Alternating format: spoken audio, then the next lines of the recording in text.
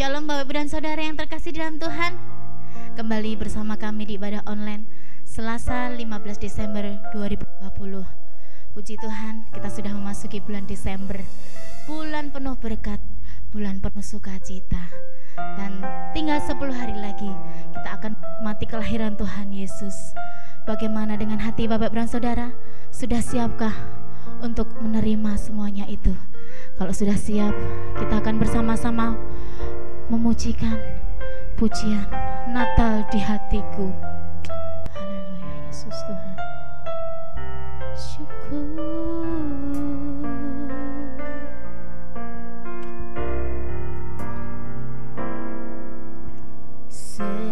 Seperti balungan layakkanlah hatiku menyambutmu Tuhan, seperti emas kemenyan dan mur, biar hidupku berkenan padamu. Sebab Natal tak akan berarti tanpa kasih-Mu. Lahir di hatiku hanya bersamamu, Yesusku rasakan selalu. Indahnya Natal di hatiku. Haleluya.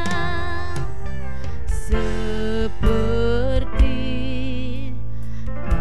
balungan layakkanlah hatiku menyambutmu Tuhan, seperti emas kemenyan dan mur, biar hidupku berkenan padamu. Sebab Natal tak akan berarti tanpa kasih-Mu. Lahir di hatiku hanya bersamamu, Yesusku rasakan selalu. Indahnya Natal di hatiku. Sebab Natal tak akan berarti tanpa kasih-Mu. Lahir di hatiku hanya bersamamu, Yesusku rasakan selalu. Indahnya Natal di hatiku. Sebab Natal tak akan berarti tanpa kasih-Mu. Lahir di hatiku hanya bersamamu, Yesusku rasakan selalu.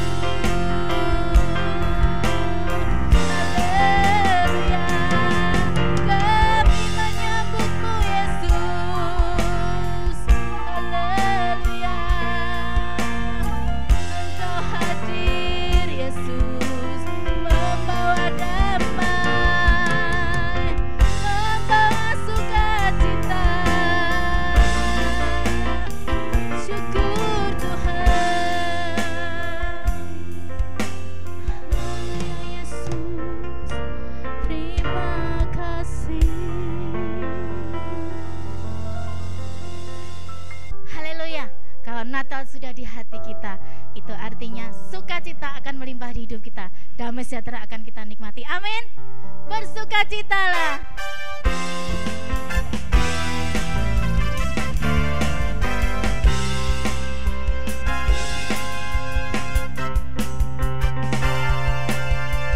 Bersukacitalah, mari sambut sang Raja Damai, Juru Selamat dunia, datang untuk menebus umatnya. Kabar sukacita untuk kita semua yang berharap kepadanya. Hey! Natal adalah kisah kasih yang terindah, kasihnya selamatkan setiap dosa manusia. Natal adalah kisah kasih yang terindah, Tuhan beserta kita, Immanuel. Haleluya, bersukacitalah, mari sambut sang Raja Damai, Juru Selamat dunia, datang untuk menebus umatnya. Kabar sukacita untuk kita semua yang berharap kepadanya. Hey! Natal adalah kisah kasih yang terindah, kasihnya selamatkan setiap dosa manusia. Natal adalah kisah kasih yang terindah, Tuhan beserta kita, Immanuel.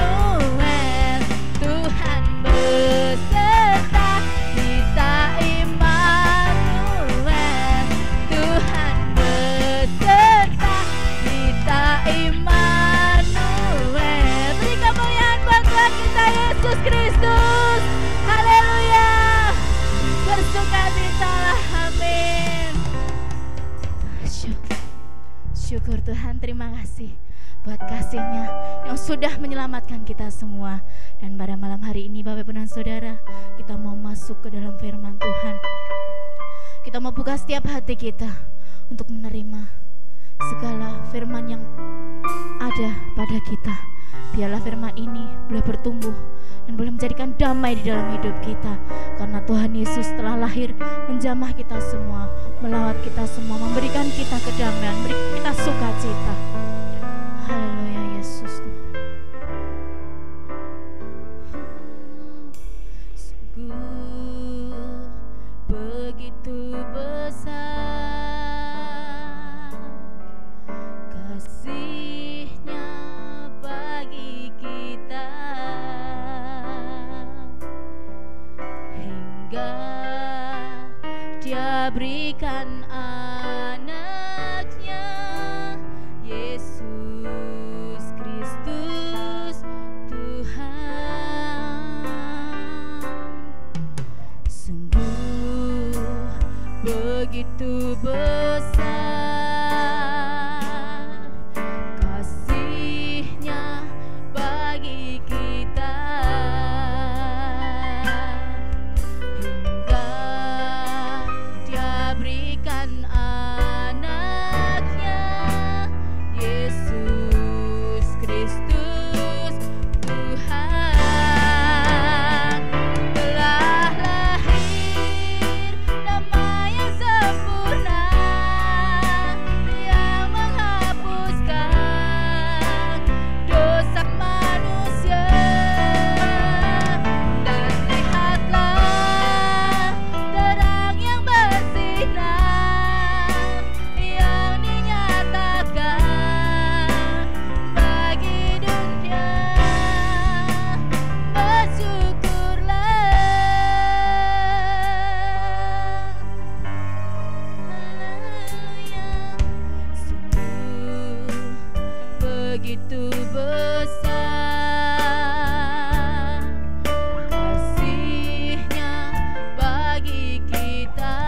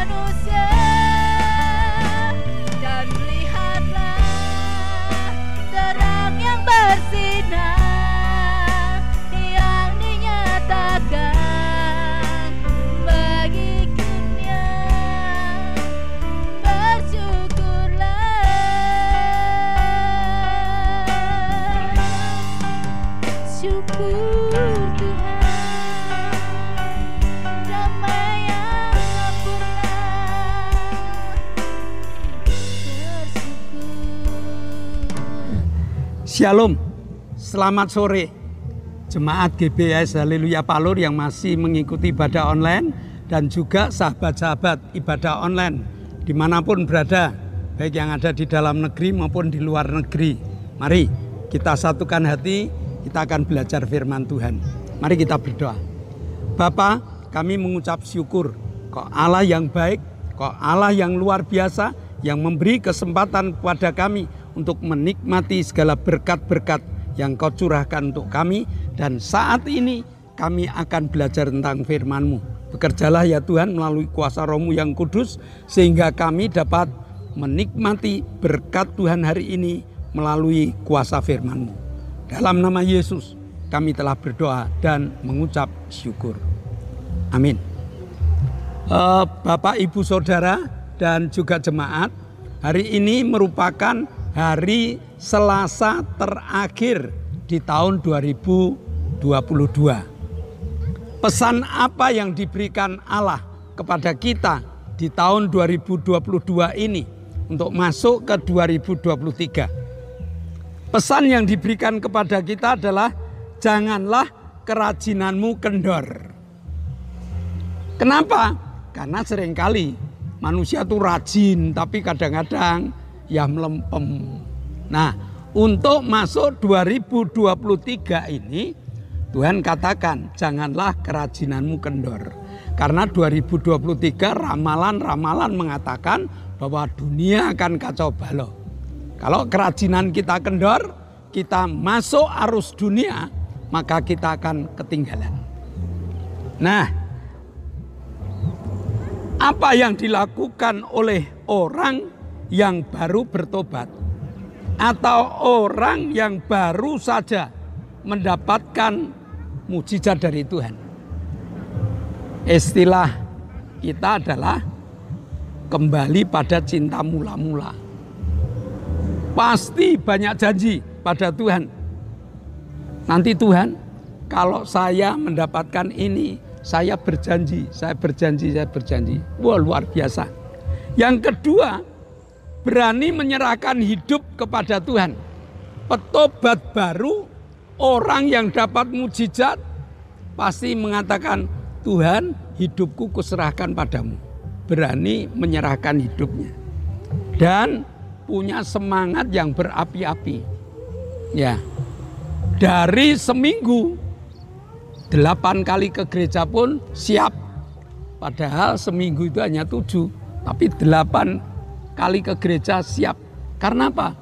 Karena dia baru bertobat. Karena dia baru menikmati mujizat Allah. Nah, mari kita bandingkan apa yang sering kita jumpai pada orang-orang yang sudah puluhan tahun ikut Tuhan. Yang pertama, hidup dalam rutinitas. Pokoknya ke gereja selesai. Ya, hari Minggu saya ke gereja, hari Selasa saya ke gereja, hari Jumat saya ikut kegiatan, tapi rutinitas. Lalu yang kedua, orang yang sudah lama ke gereja suka hitung-hitungan dengan Tuhan. Tuhan, saya sudah sekian lama loh, kok berkatnya hanya seperti ini. Hitung sama Tuhan. Dan yang ketiga, semangatnya mulai mengendor. Ya, semangatnya mulai mengendor. Ke gerejanya masih, tapi semangatnya tidak menyala. Maka Roma 12 ayat 11. Janganlah hendaknya kerajinanmu kendor. Biarlah rohmu menyala-nyala dan layanilah Tuhan. Ada 3 tuntutan yang Tuhan berikan. Yang pertama, masalah kerajinan. Yang kedua, roh yang harus tetap menyala. Dan yang ketiga, siap untuk melayani Tuhan. Bagaimana untuk memenuhi tuntutan itu? Ya, bagaimana untuk memenuhi tuntutan tersebut? Setiap orang percaya harus mulai belajar melayani Tuhan. Tanpa masuk dalam dunia pelayanan, api kuasa roh itu tidak akan membakar hati. Ya, jadi harus melayani Tuhan. Nah, pelayanan itu merupakan bukti, ungkapan, bukan ucapan, ungkapan syukur kepada Allah. Pelayanan itu bukti bahwa dia sudah Kristen dewasa. Maka sangatlah betul kalau Rasul Paulus mengatakan janganlah kerajinanmu kendor. Karena kalau orang yang mau melayani, ungkapan hatinya ini meluap-luap. Ya, ungkapan hatinya ini dia bersyukur kepada Allah dengan sungguh-sungguh. Nah, banyak orang yang tidak tertarik dalam dunia pelayanan. Sehingga mereka banyak alasan. Ya, sudah tidak tertarik ditawari, alasannya banyak. Bagaimana dengan saudara? Padahal kalau kita berada di dunia pelayanan itu berkatnya banyak loh. Bukan berkat duit. Ya berkat duit pasti ada. Tetapi ada berkat damai sejahtera. Ada berkat sukacita. Ada berkat bagaimana caranya untuk menghadapi hidup. Banyak. Orang yang hidup dalam pelayanan, dia mampu untuk bersukacita. Wajahnya selalu berseri. Nah, Lukas 5 ayat 2 dan 3. Ia melihat dua perahu di tepi pantai. Nelayan-nelayannya telah turun dan sedang membasuh jalannya. Ia naik ke dalam salah satu perahu itu, yaitu perahu Simon, dan menyuruh dia supaya menolakkan perahunya sedikit jauh dari pantai. Lalu ia duduk dan mengajar orang banyak di atas perahu itu.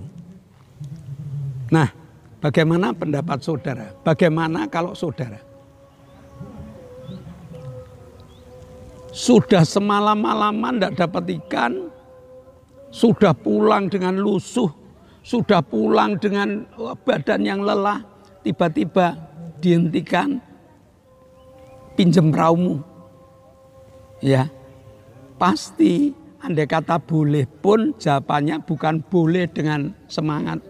Tetapi bolehnya itu ya sudah karena patah, sudah. Karena dia jengkel, karena dia tidak galau. Nah, maka dipinjamkan perahunya. Nah, jadi Petrus menyerahkan perahunya dengan jengkel karena dia mengalami kegagalan. Nah, bagaimana ya dengan kita?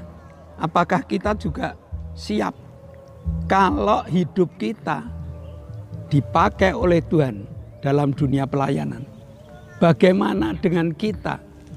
Kalau pendeta kita datang kepada kita, kamu besok menjadi guru sekolah minggu ya, kamu leader ya, kamu singer ya, kamu melayani di bidang ini ya.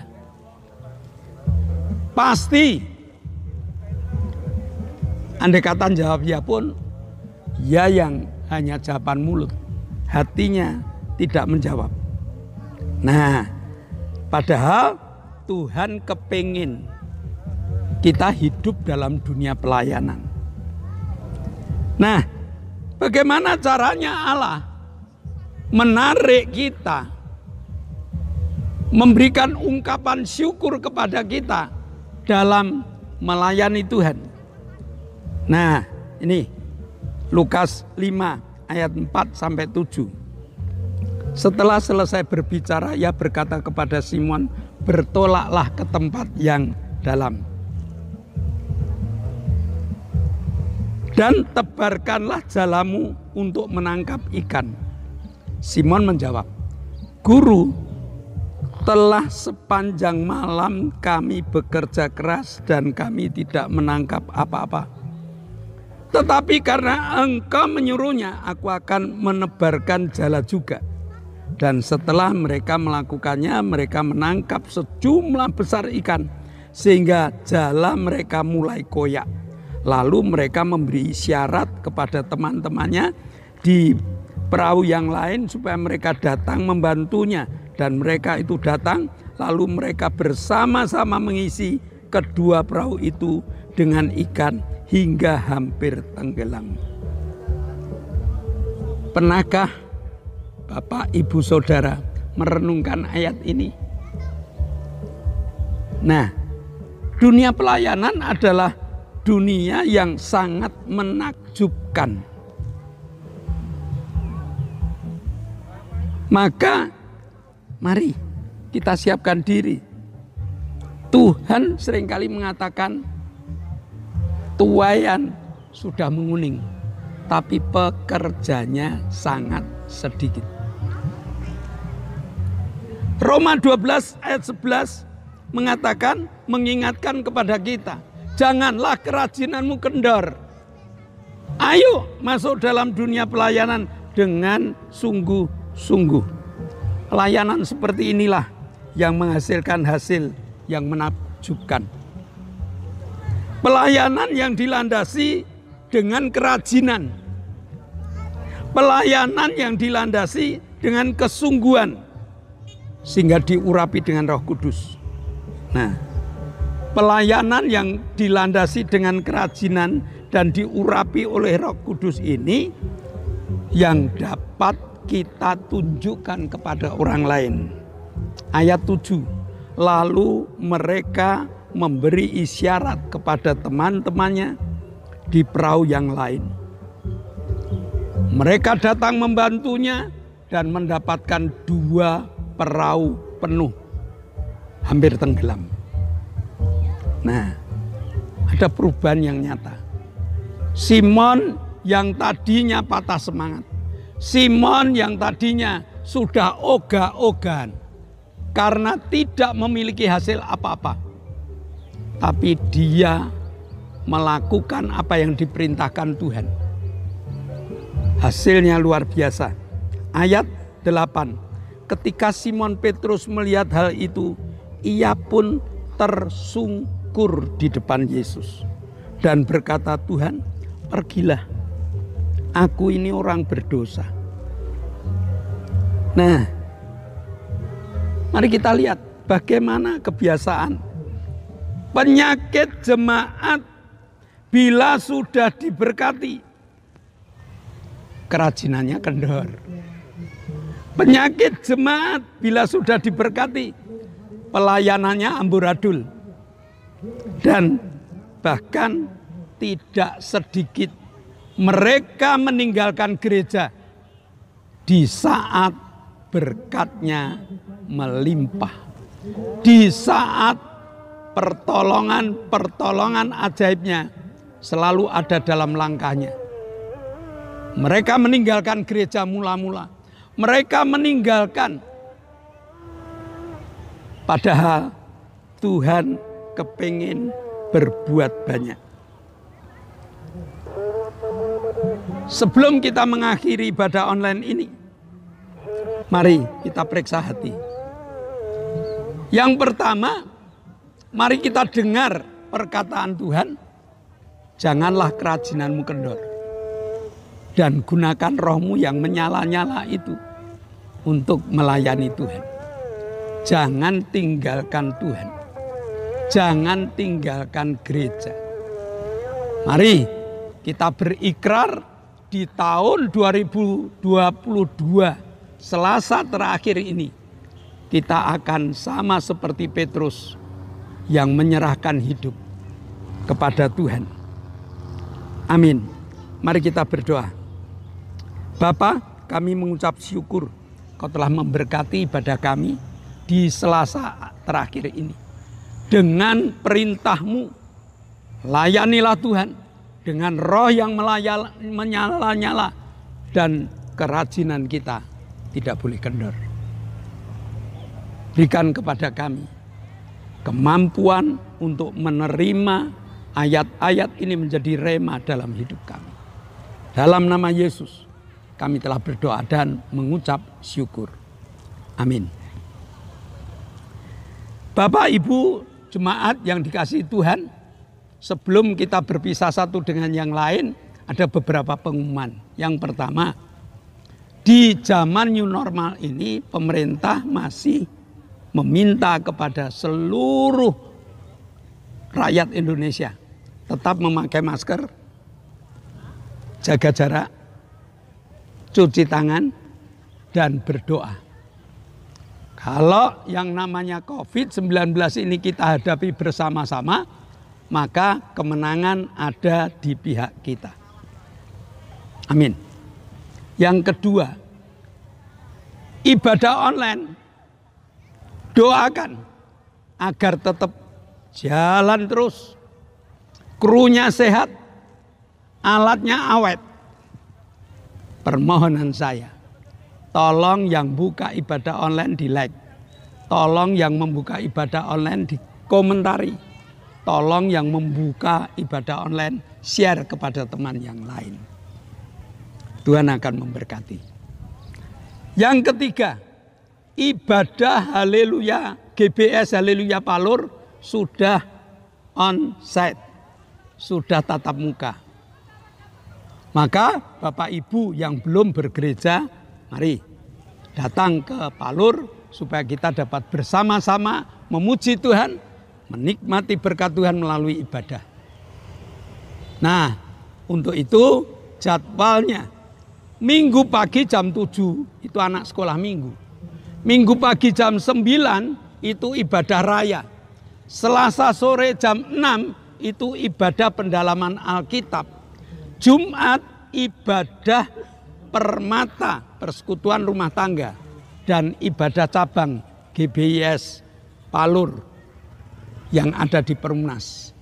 Lalu Sabtu ibadah Sat Night, ibadah anak-anak muda dan remaja.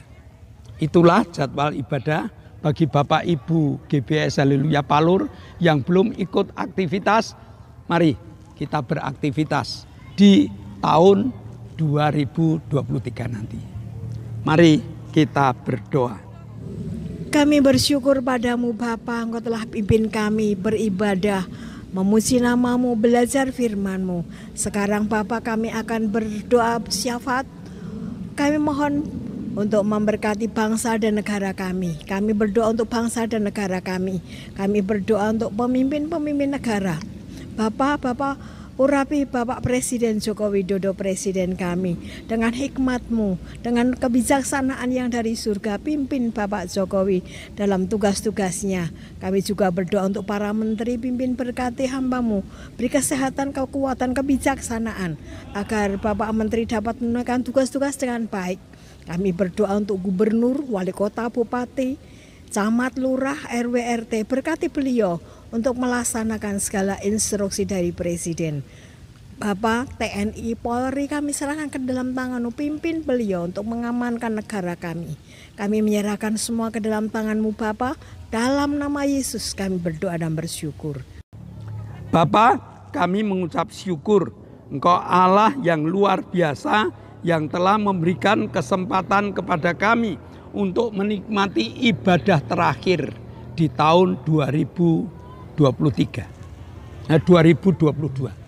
Dan saat ini Tuhan, kami bersatu hati berdoa untuk Octavianus Hendrawijaya, untuk Ibu Gito, untuk Arin, untuk Ibu Setyo Purnomo, untuk Ibu Linda, dan juga saudara-saudara kami yang Pak Tris. Jamah Tuhan dengan jamahan-Mu, sehingga mereka mengakhiri sakit penyakitnya karena Tuhan sembuhkan di tahun ini. Terima kasih Tuhan. Tahun depan Octavianus, Ibu Gito, Arin, Ibu Setyo Purnomo, dan juga Ibu Linda dan Pak Tris telah sehat karena Tuhan telah jamah. Kami bersyukur Tuhan berikan berkat-Mu untuk Pak Paulus Sugito, untuk saudari kami Lili, untuk Ibu Bambang, untuk Bapak Ibu Doner, lalu untuk Bapak Sriono, untuk Franky Turangan. Mereka pun telah Kau jamah dengan kesehatan yang luar biasa. Terima kasih Tuhan. Sebentar kami akan berpisah satu dengan yang lain. Engkau membuka tingkap-tingkap langit-Mu dan Engkau curahkan berkat-Mu. Jemaat yang dikasihi Allah, kedangkanlah tangan-Mu dan terimalah berkat untuk rumah tanggamu. Terimalah berkat untuk setiap usaha pekerjaan. Terimalah berkat untuk segala rancangan-rancangan hidupmu. Berkat jasmani, berkat rohani terus mengalir dan mengalir limpah. Sampai setiap orang pun akan mengatakan engkau diberkati.